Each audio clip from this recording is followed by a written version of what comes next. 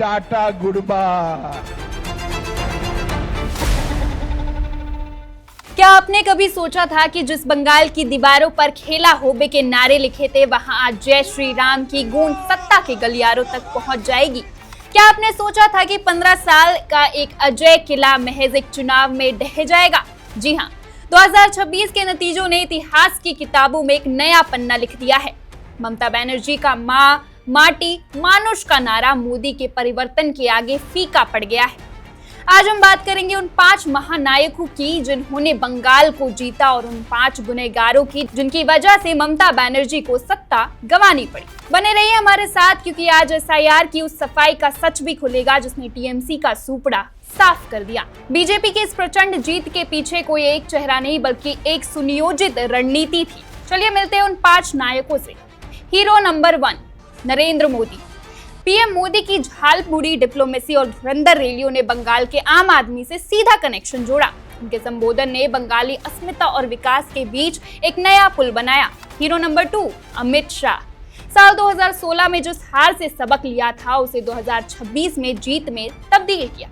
शाह की booth level planning और पन्ना प्रमुखों की फौज ने टीएमसी के कैडर्स को उनकी ही गढ़ में मात दे दी। हीरो नंबर 3 शुभेंदु अधिकारी और दिलीप घोष। जमीन पर लड़ने वाले 2 योद्धा। शुभेंदु ने टीएमसी की नब्ज पकड़ी और दिलीप घोष की सालों की मेहनत ने उस पिच को तैयार किया जिस पर बीजेपी ने छक्का मारा। Hero number 4 silent warriors. Mangal Pandey, Bhupendra Yadav, Sunil Bansal. ये वो नाम है जो कैमरों के सामने कम आए लेकिन बंगाल के हर जिले हर ब्लॉक में संगठन को मजबूत करने के लिए दिन रात एक कर दिया। हीरो नंबर 5 विपुल देव। बंगाल के सह प्रभारी के तौर पर उन्होंने जिस तरह से स्थानीय नेताओं और केंद्रीय नेतृत्व के बीच तालमेल बिठाया उसने बिखरी हुई बीजेपी को एक मुट्ठी बना दिया। अब चलिए जानते हैं ममता की हार के पीछे छिपे वो 5 विलन। कहां चुकी दीदी? अब सवाल ये है कि ममता बनर्जी जिन्हें बंगाल की बेटी कहा जाता था वो क्यों हार गई? इसके 5 बड़े कारण हैं। पहला, एसआईआर की सफाई। चुनाव से ठीक पहले एक बहुत बड़ा खेल हुआ। स्पेशल इंटेंसिव रिवीजन के तहत वोटर लिस्ट से करीब 91 लाख नाम कट गए।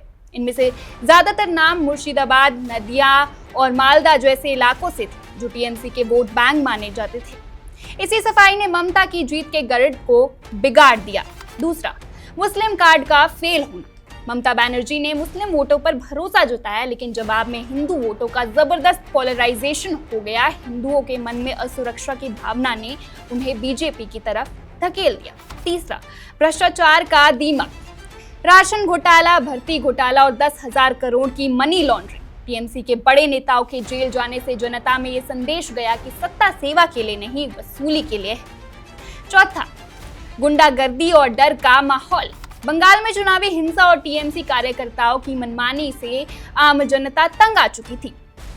एंटी इक्वेंसी इतनी गहरी थी कि ममता इसे भाप ही नहीं सकी। 5वीं और आखिर, बिखरती हुई टीएमसी के अंदर की गुटबाजी चरम पर थी। नेता एक दूसरे की टांग खींच रहे थे जबकि बीजेपी एकजुट होकर फौज की तरह लड़ती रही।